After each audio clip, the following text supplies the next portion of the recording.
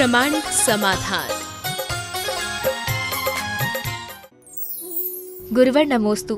बहिरंग परिग्रह दिखाई देता है और इसे त्याग कर सकते हैं, परंतु अंतरंग परिग्रह दिखाई नहीं देता है, तो इसका त्याग कैसे करें? देखिए, अंतरंग परिग्रह का त्याग वो भीतर के मैल को साफ करने का नाम है। हमारा ममत्व ही हमारे भीतर का परिग्रह है। जिस व्यक्ति के भीतर जितनी ममता है, समझना उतना परिग्रह ही है, और जो जितना ममता से मुक्त हो गया, निष्प्रहता को अंगीकार कर लिया, समझना वो उतना ही अपरिग्रही। गुरुवर नमोस्तु। पिता को डर रहता है कि पुत्र मेरा धन उड़ा ना दे, जबकि पुत्र सबसे प्यारी वस्तु होती है, तो एक पिता की ऐसी सोच क्यों होती है? मैं आपसे एक सवाल करता हूँ, शायद आपको तो इसका अनुभव नहीं होगा क्योंकि आपकी कोई संतान नहीं है, लेकिन आपने ऐसे बहुत सारे संतान वालों को देखा होगा जो कभी अपनी चाबी अपने बच्चे को बेखौफ होकर देते हैं। बोलो, सब कुछ देने के बाद भी अपने आप को सिक्योर रखने के लिए कुछ बचाते हैं कि नहीं बचाते हैं? हाँ, बचाते हैं। क्यों? क्या पता कल बेटा ही धोखा दे दे तो हम कहाँ मोहताज होंगे, हम कहाँ मांगते फिरेंगे। और जो लोग ऐसा कर देते उनको देखने में भी आता है, अपनी संपत्ति देकर अपने बाप को बेटे के आगे भिखारी बनना पड़ता है। तो पैसा है, पैसे रिश्ते नाते सबसे ऊपर उठ जाता है। हाँ, जो अर्थ की जगह परमार्थ के महत्व को समझ लेते हैं उनकी स्थिति ऐसी नहीं होती। इसलिए हम जीवन के इस मर्म को समझे। उन्होंने जो उल्लेख किया है वर्णी जी ने, बहुत सार्थक और सटीक उल्लेख है, और हमें इन बातों के मर्म को जानते हुए अपने जीवन को वैसे ही आगे बढ़ाना चाहिए।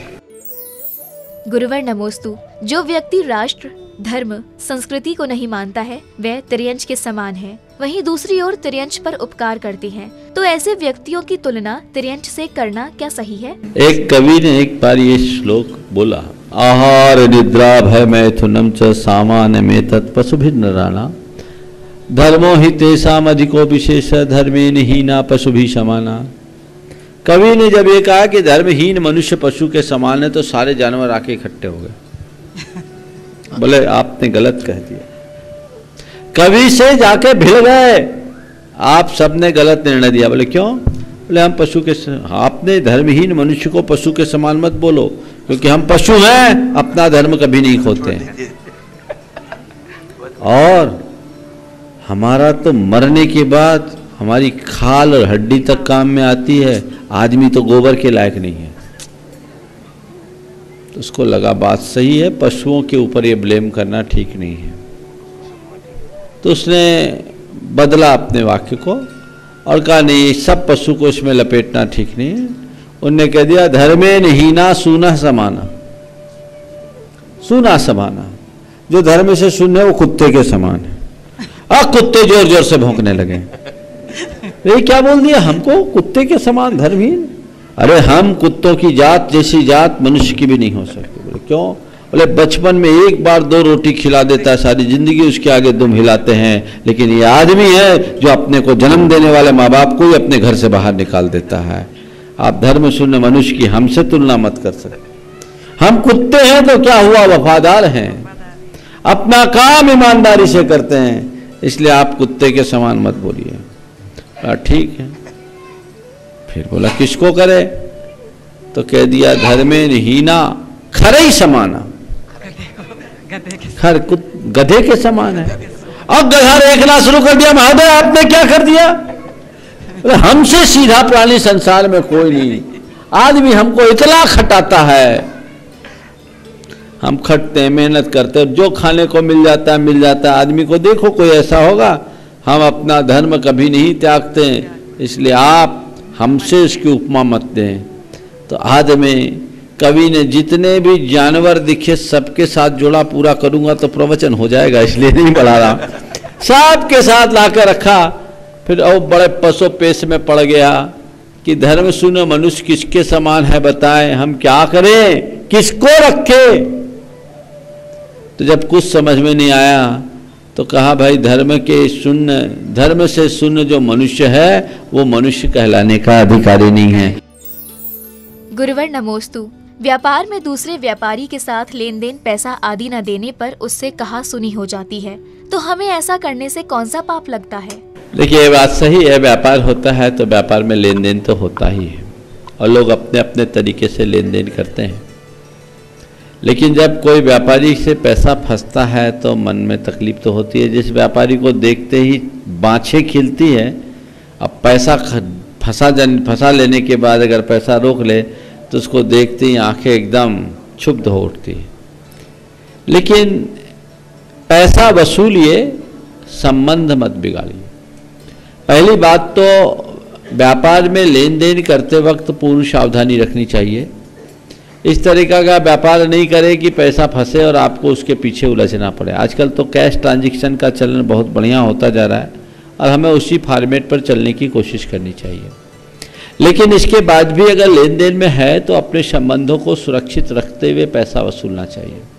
कई लोग हैं जो अपना पैसा वसूलने के लिए तरह तरह के हथकंडे अपनाना शुरू कर देते हैं और वो हथकंडे बड़े जघन्य हो जाते हैं। तो ये सब चीज़ें ठीक नहीं हैं। प्रेम व्यवहार के साथ अपने संबंधों को मेंटेन करते हुए धीरे धीरे भैया बाबू कह कर के अपना पैसा निकाल लो। लड़ झगड़ के करोगे तो जो आने जाने की संभावना वो भी ख़त्म हो जाएगी। इसलिए समझदारी से करो। तुमने पूछा उनसे पैसा कैसे वापस आए, तो मेरे पास ऐसा कोई मंत्र नहीं है जो तुम्हें दे दूं तुम्हारा पैसा आ जाए, ना हमें बताया। लेकिन धैर्य रखना चाहिए, अपने संबंधों को सुरक्षित रखते हुए पैसा लेना चाहिए। मैं आपको बताऊं, एक व्यक्ति की स्थिति व्यापार में कुछ गड़बड़ाई और उसके ऊपर बाजार का काफ़ी ज़्यादा कर्ज चढ़ गया। दो भाइयों से उसकी देनदारी थी दो भाइयों को। एक भाई बड़ा एग्रेसिव था और दूसरा भाई बड़ा व्यवहार कुशल। जो एग्रेसिव भाई था उसे मालूम पड़ा कि बाजार की स्थिति उसकी खराब हो रही है। वो उसके ऊपर एकदम चढ़ाई कर गया, गाली गलौज करना शुरू कर दिया और तरह तरह की धौंस धमकी उसको दिया। उससे पैसा लेने की बात की, उसने उसके आगे हाथ खड़ा कर लिया। बोला मेरे पास है नहीं ज़्यादा तो तुम मान लो, हम क्या करेंगे, है ही नहीं। लेकिन दूसरा भाई जो था वो उसके यहाँ गया और उससे कहा भैया ठीक है, मैं तुम्हारी स्थिति से वाकिफ़ हूँ, कोई चिंता नहीं करना, विपत्ति की घड़ी में हम तुम्हारे साथ हैं और ठीक है जब तुम्हारे पास होगा तब तुम देना, लेकिन तुम अच्छे रहो, शांत रहो और इस परिस्थिति से बाहर निकलने का रास्ता खोजो। उसके ऊपर बड़ा सकारात्मक प्रभाव पड़ा। कुछ दिन बाद उसकी परिस्थितियां बदली और वो आदमी सबसे पहले उस आदमी के पास पैसा चुकाने के लिए गया जो विपत्ति की घड़ी में उसके साथ था। तो ये उदाहरण सामने है। अगर आप प्रेम व्यवहार निभाएंगे तो शायद ज़्यादा जीत होगी और कटुता अपनाएंगे तो न जाने कितने प्रकार की उलझनों में फंस जाए। गुरुवर नमोस्तु, क्या बेटियों को बाहर पढ़ने के लिए भेजना उचित है या अनुचित? देखिए, माँ बाप की एक जवाबदारी होती है कि संतान को अच्छी शिक्षा और अच्छे संस्कार दें। बच्चे बाहर भले हो लेकिन उसका अपनत्व तो अगर जुड़ा हो तो बाहर हो करके भी वो आपके साथ रह सकते हैं। तो उनके साथ अपने संबंध उसी तरीके से बनाएं, उनसे अपना संपर्क वैसे ही बनाएं। वो बाहर हैं फिर भी उनसे समय समय पर मिलते रहें, समय समय पर बुलाते रहें। मोह भाव न रखें कि बेटी एक दिन विदा हो जाएगी तो विदा हो जाएगी, इस मोह में अपने घर में बिठाल के रखने से कोई फ़ायदा नहीं है और हमें ऐसे लोगों की बातों पर से ज़्यादा प्रभावित नहीं होना चाहिए। गुरुवर नमोस्तु, तन की खूबसूरती मीठी वाणी में होती है, तो हम क्या प्रयास करें जिससे हमारी वाणी मीठी हो जाए? हमारी वाणी मधुर हो उसके लिए क्या करें? ये उपदेश तो रोज बोलते हैं, लोग सुनते हैं कि वाणी में मधुरता है, पर हमारी वाणी में माधुर्य आए कैसे, ये महत्वपूर्ण प्रश्न है। हमेशा अपनी वाणी के प्रहरी बनो, बोलने से पहले तौलो और ये मन में ठान के रखो कि मुझे हमेशा प्रिय बोलना है, मीठा बोलना है, कम बोलना है। हर पल ये भावना भाव, मुझे कम बोलना है, धीमा बोलना है, मीठा बोलना है, कम बोलना है, धीमा बोलना है, मीठा बोलना है, कम बोलना है, धीमा बोलना है, मीठा बोलना है। ये बात हमारे सबकॉन्शियस में बैठ जाएगी तो हमारी जो वाणी निकलेगी वो अच्छी निकलेगी। और फिर अपने शब्दों के प्रहरी बनो। कोई ऐसी वाणी निकल जाए तो तुरंत अपने अंदर पश्चाताप करो, अपनी निंदा गढ़ा करो और उस वाणी को सुधारने का संकल्प लो। अपने आप को दंडित करो, इससे वाणी सुधरेगी, भाषा सुधरेगी तो हमारा भाग्य भी सुधरेगा। समझ गए? गुरुवर नमोस्तु, आजकल ऋतु परिवर्तन के कारण संसारी रोग अधिक हो रहे हैं, तो उससे बचने के लिए क्या प्रयास करें? संसर्गज रोग से बचने के उपाय प्राचीन काल में लोग करते थे और हवा पानी बदलने का प्रयास करते थे। ऋतु परिवर्तन के काल में बीमारियां ज़्यादा होती है, ये संक्रांति काल होता है और उस काल में पूजन हवन करते थे। आपने बात बात में एक बहुत अच्छी बात आप बता रहे, संसर्ग का असर होता है। पुराने ज़माने में गांव का गांव खाली करके जाते थे लोग, लेकिन जिस बात पर आपने ध्यान केंद्रित किया वो बहुत ही उल्लेख्य है। वो है कि हमारे आषाढ़, कार्तिक और फागुन की अष्टानिका, इनके अंतिम 8 दिन में इस तरह का धर्मानुष्ठान विशेष रूप से क्यों किया जाता है? अगर इस दृष्टि से चिंतन करते हैं तो इस बात में बड़ी वजनदारी दिखती है कि इन 8 दिनों में किए गए धर्मानुष्ठान पूरे प्रकृति में परिवर्तन कर सकती है और संसर्गजन रोग से बचाव का कारण बन सकती है। इस पर और रिसर्च भी होना चाहिए। निश्चित कई बार ये सवाल आता था कि आषाढ़, कार्तिक और फागुन के माह में ही क्यों होता है, 4 माह में? ऋतु संधि काल भी उसी समय बिल्कुल बिल्कुल सही है, तीनों ऋतुओं का संधि काल है और इस पर रिसर्च होना चाहिए और तथ्यात्मक तरीके से लोगों के पास पहुंचाएं तो मामला हो जाए। आपने कहा बिना स्टेथोस्कोप के, बिना ऑपरेशन थिएटर के, बिना एनेस्थीसिया के आप अपना ऑपरेशन कैसे करते हैं? देखिए, ऑपरेशन की कई विधाएं हैं। एक ऑपरेशन है जो चीर फाड़ करके किया जाता है और एक ऑपरेशन है जो केवल लेजर किरणों से हो जाता है। हम तो लेजर से ऑपरेशन करते हैं।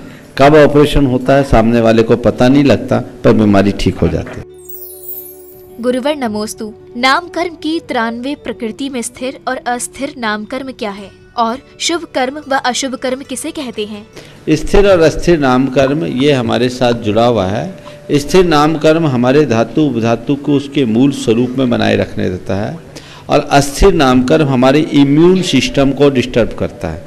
उससे हमारी शरीर की प्रतिरोधक क्षमताएं कम हो जाती है और हमारी धातु उपधातु को एक दूसरे में परिवर्तित करने में कारण बनता है। स्थिर नाम कर्म को शुभ और अस्थिर नाम कर्म को अशुभ कहा। गुरुवर नमोस्तु।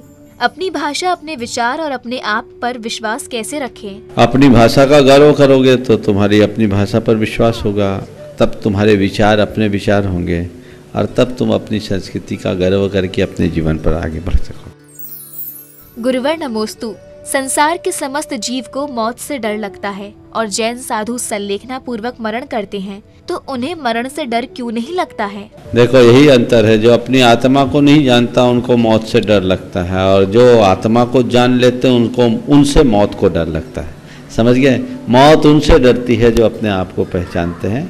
साधु संत आत्मा को जानते हैं, आत्मा की अमरता को जानते हैं, शरीर की नश्वरता को जानते हैं, तो उन्हें मौत का किंचित भी भय नहीं होता। वो जानते हैं कि जब मृत्यु का समय होगा तो मृत्यु आएगी ही आएगी, उसे कोई बच नहीं सकता। गुरुवर नमोस्तु। इंसान बेहतरीन बनने का अवसर ना छोड़े और मन की इच्छा भी पूरी हो जाए, इसके लिए हम क्या करें? इसका सीधा उपाय है कि हर अवसर को अपने जीवन के लिए बेहतरीन माने और उसका सदुपयोग करें। जीवन में प्राप्त अवसरों का जो सदुपयोग करते हैं उनका जीवन बेहतरीन हो जाता है और जो अपने अवसरों को खो जाते हैं उनके जीवन में कुछ भी हासिल नहीं होता। इसलिए हमेशा अपने जीवन में प्राप्त अवसरों का पूर्ण उपयोग करने की कोशिश करनी चाहिए। गुरुवर नमोस्तु।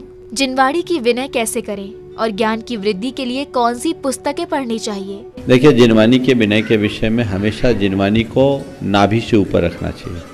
हाथ वगैरह धो करके ही जिनवानी का स्पर्श करना चाहिए। खाते पीते हुए जिनवानी का अध्ययन नहीं करना चाहिए। अपने शरीर के कक्षा आदि अंगों का स्पर्श जिनवानी के समय पढ़ते समय नहीं करना चाहिए। यदि इन सब बातों को ध्यान में रखोगे तो तुम्हारे लिए जिनवानी का सच्चा लाभ मिल सकेगा। गुरुवर नमोस्तु। घर में दीमक लगने के बाद उसे हटाने में कितना दोष लगता है? देखिए, ये सब महादोष है। कोशिश करनी चाहिए कि ऐसी स्थिति उत्पन्न ही ना हो और यदि ऐसी स्थितियां उत्पन्न हो जाती है और उसके बाद आपसे हिंसा होती है तो ये महापाप है। जीवन में कभी करो मत और किया है तो गुरु से प्रायश्चित लिए बिना रहो मत। गुरुवर नमोस्तु। आज की कठिन परिस्थिति में पारिवारिक समस्याओं में श्रीमान को मान और श्रीमती को मति नहीं है, तो इस बात का क्या तात्पर्य है? श्रीमान और श्रीमती जब तक एक दूसरे के मध्य इस तरह से रहेंगे तो यही दशा, और दोनों में अगर सम्मति होगी तो ये दशा नहीं होगी। श्रीमान और श्रीमती का संबंध एक दूसरे के प्रति आत्मीयता और समर्पण से जुड़ा होना चाहिए।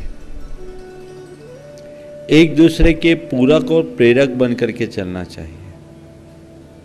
यदि ऐसी स्थिति होगी तो कभी दुविधा नहीं आएगी, और एक दूसरे के साथ प्रतिस्पर्धा की भावना, बराबरी की भावना, अहंकारपूर्ण बातें होगी तो सिवाय खींचातानी के और कुछ भी नहीं हो। मैं तो ये कहता हूँ, स्त्री और पुरुष कैसे रहे जैसे स्तंभ और लता। स्तंभ अकड़ करके खड़ा रहता है, उसका अपना कोई रूप सौंदर्य भी नहीं होता है, लेकिन उसी स्तंभ से जब कोई लता लिपटती है तो लता लिपट कर आसमान को छूना शुरू कर देती है, और उससे स्तंभ का आकर्षण भी बढ़ जाता है। जब तक ये प्रवृत्ति रहेगी हमारे जीवन में कोई समस्याएं शेष नहीं रहेगी, और इस प्रवृत्ति के अभाव में सिवाय समस्या के और कुछ भी शेष नहीं रहेगा। गुरुवर नमोस्तु। किसी अमीर आदमी के सामने गरीबी रोकर कोई भी व्यक्ति धनी नहीं बना है। अमीर आदमी की सोच का सफर जिंदगी की मंजिल तक कैसे पहुंच सकता है? ये बात सही है कि किसी अमीर व्यक्ति के पास अपनी गरीबी का रोना रोकर कोई गरीबी नहीं मिटा सकता, लेकिन दुनिया में जितने भी धनवान हैं उनका सफ़र उनकी सोच की सड़क से ही आगे बढ़ा। हम अपने सोच के बल पर ही ऊंचाई को पा सकते हैं, ये बिल्कुल सच है, क्योंकि हमारी थिंकिंग हमारे सक्सेस का बैकबोन है। किसी भी क्षेत्र में अगर हमें आगे बढ़ना है तो उसका मूल मेरुदंड हमारी सोच है। सोच अच्छी होनी चाहिए। कोई ज़रूरी नहीं कि आज जो धनवान है वो सदियों से धनवान रहे हों। बहुत से ऐसे लोग भी हैं जो एक ज़माने में एकदम साधारण जीवन जीते थे और आज अपनी सोच, अपनी प्रवृत्ति के बल पर ऊंचाइयों की बुलंदियों को छुआ है। तो ये उनकी सोच है। अच्छी सोच, अच्छी नीयत और उसके अनुरूप प्रयत्न अगर करा जाए तो कोई भी व्यक्ति ऐसा नहीं है जो अपने जीवन को आगे न बढ़ा सके। गुरुवर नमोस्तु। खून लेते समय ग्रुप देखते हैं और पैसा लेते समय कुछ नहीं देखते। जब बैंक का बैलेंस बढ़ने लगे और परिवार का बैलेंस कम होने लगे तो हमें क्या करना चाहिए? बैंक बैलेंस बढ़ने लगे और परिवार का बैलेंस घटने लगे, बिगड़ने लगे तो हमें क्या करना चाहिए? इसने जो बात रखी वो सबके लिए सोचनी है कि जब हम खून चेक करते हैं, खून देना होता है तो ग्रुप चेक करते हैं। पैसा लेने में हम कभी ये चेक नहीं करते कि ईमानदारी का पैसा है, बेईमानी का पैसा है, हराम का पैसा है या हाय का पैसा है। काश हम इन बातों पर विचार करें। ब्लड चेक कर देते लेते समय आप ग्रुप चेक करते, क्योंकि आपको पता है उससे आपके जीने मरने का प्रसंग दिखता। आपको पता है कि इस ब्लड के लेन देन में थोड़ी सी भी चूक हो गई तो सारे जीवन भर हमें संकट होगा। आप वहाँ सावधान हो जाते हैं। उसी तरह यदि आप पैसे के विषय में भी ये सोचने लगे कि पैसे के लेन देन में थोड़ी सी चूक हमारे जीवन की बर्बादी का कारण है, कदाचित गलत ग्रुप का ब्लड चढ़ जाने से एक जीवन खराब होगा, लेकिन गलत तरह का धन पाकर के तो मनुष्य की मति बिगड़ती है, वो भाव उसका बिगड़ जाता है। उसे सावधान होना चाहिए, लेकिन लोग नहीं सोचते। और बिल्कुल हाय का पैसा कभी काम में नहीं आता।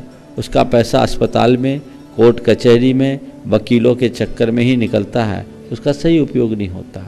इसलिए हमें इस बात का सदैव स्मरण रखना चाहिए कि हम शुद्ध साधन से ही शुद्ध साध्य की प्राप्ति करें। हमारा ध्यान केवल बैंक बैलेंस पर न जाकर बैंक बैलेंस से ज़्यादा फैमिली के बैलेंस पर ध्यान रखना चाहिए। प्रामाणिक समाधान।